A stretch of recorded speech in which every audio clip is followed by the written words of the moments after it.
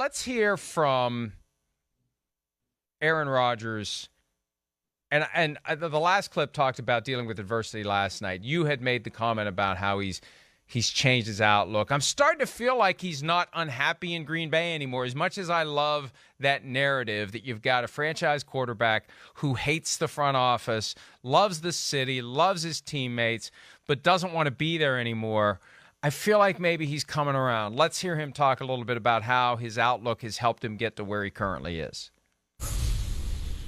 Man, I enjoy the hell out of him, Jim. I really do. I adjusted my perspective last year and did some things off the field that put me in a good headspace. And I've just been really enjoying life and football at a whole new level. And I just have a greater appreciation for moments like this, a greater connectedness to my teammates.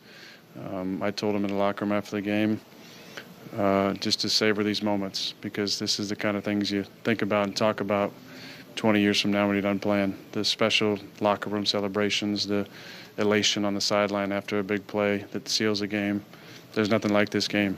It's a special game that gives you so many lifelong memories and friendships, and I'm so thankful to still be playing and still be playing at a high level in year 17. And every year is so different too. You never know how the team's going to come together, and the chemistry and the relationships and the guys stepping up and dealing with injuries and all the adversity. But we have a good group of guys that there's a different feeling to the team than even the last couple of years. I'm not sure how it's going to finish up, but I like the energy that we have in the locker room. You know, he had said that he approached the 2020 season as if it was going to be his last in Green Bay.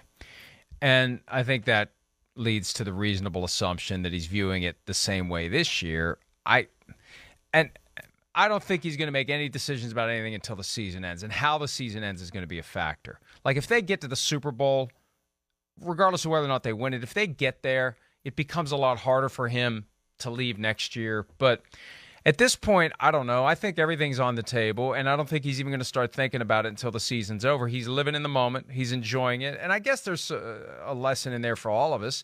You know, enjoy the moment that you're in and worry about the future when the future gets there. Yeah, you do some planning, but when you're in a football season, just deal with the season, get through it, and then on the other side, you figure out what you're going to do next.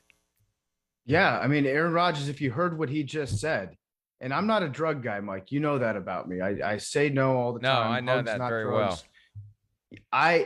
It's indistinguishable hearing him talk and then hearing Spicoli from Fast Times go on a diatribe about what he's done. I actually think what Aaron Rodgers just said, and he is a little bit of a troll. So what he just said, I think, was plagiarism of an Owen Wilson character that he did in Zoolander, where he was like, yeah, me and my hombres just got done taking peyote and bathing with spider monkeys off the coast of Temecula, changed our whole perspective. That's what Aaron Rodgers pretty much said right there. He does seem like he's happier. I don't know if all the rumors are true that I've heard in the last 15 minutes that he's mad at his head coach for the play calls there at the end of the game, but it does seem like he's a little bit more at peace, a little bit happier. And if Aaron Rodgers, he's a great quarterback, but if he's Super Bowl or bust, then he's been busting a lot for his entire career, because he's only been there a couple times.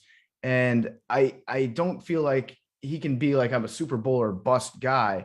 If he gets to the Super Bowl, I think he'll be very happy, but it feels like it's the last season for him in Green Bay.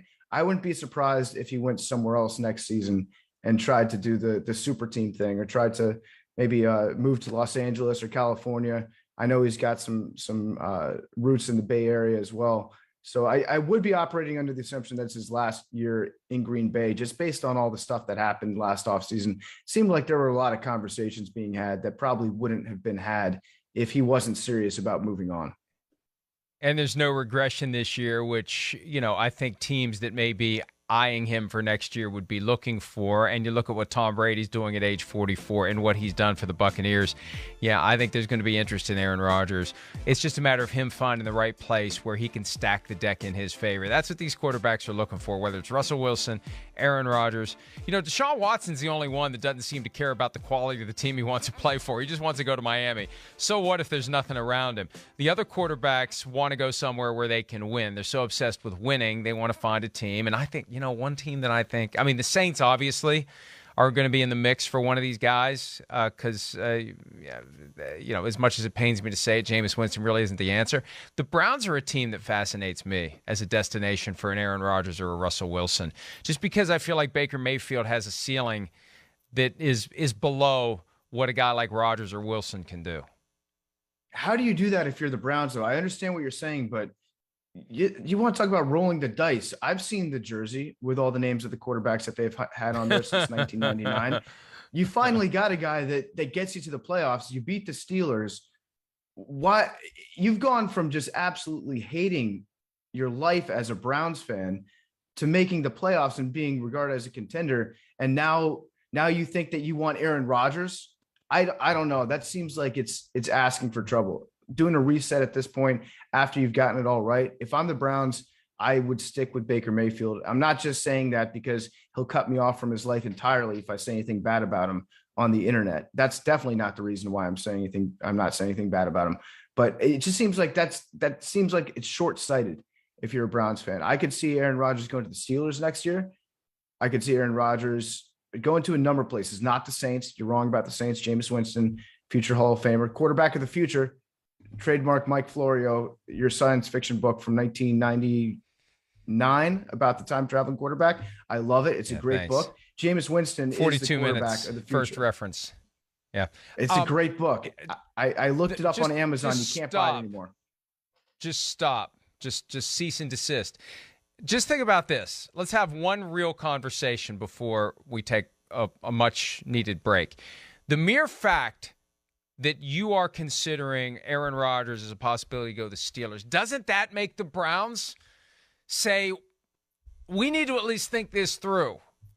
Because the question of whether or not we'd want to get in this mix for Aaron Rodgers isn't, just focused on us. If we don't get him, we may have to deal with him. I think that changes the analysis a little bit.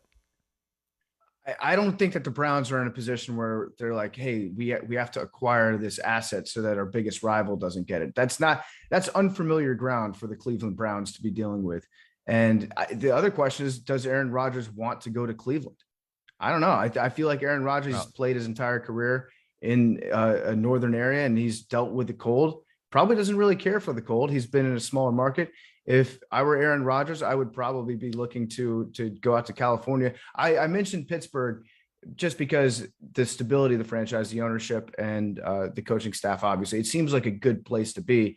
And it's like, it's very similar to Green Bay in it's a smaller area, but you have a diehard fan base and all they care about there is football. So I think the Yinzers would like Aaron Rodgers a lot. And that's why I kept it on the list. But I really would see him going somewhere out west. I'd love for him to play the Steelers. It'd only be about an hour and a half away from me. We could get together and hang out all the time and advance our friendship because he and I, if you haven't heard, we are very, very close. We have a lot in common, and we spend a lot of time together talking about life and other things. A very high level of respect from Aaron Rodgers toward me. So that's been one of the great accomplishments of my 20 years after acquiring internet here in West Virginia. Hi, I'm Mike Tirico, and thanks for watching. Make sure to hit subscribe for the latest news and highlights from NBC Sports.